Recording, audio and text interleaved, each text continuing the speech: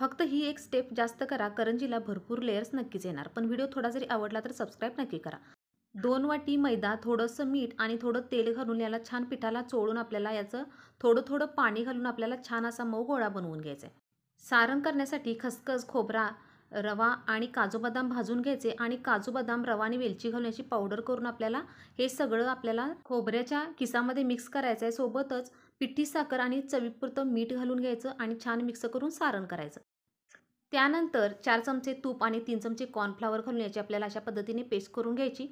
आणि महत्त्वाची स्टेप म्हणजे 6 गोळ्यांच्या 6 पोळ्या लाटून प्रत्येक पोळी एकमेकावर ठेवून घ्यायची आणि प्रत्येक पोळीच्या वेळी आपल्याला हे साठा लावून घ्यायचा आणि अशा पद्धतीने रोल करून याचे गोळे आपल्याला कट करून घ्यायचे आणि त्यानंतर याची पोळी लाटून मधोमध आपल्याला सारण भरून आपल्याला याची अशा पद्धतीने करंजी करून घ्यायची आणि लो गॅसवर आपल्याला ब्राऊन होईपर्यंत तळून घ्यायची. त्यानंतर लेयर्सवाली ही करंजी तयार. तर व्हिडिओ आवडला तर सबस्क्राईब नक्की करा.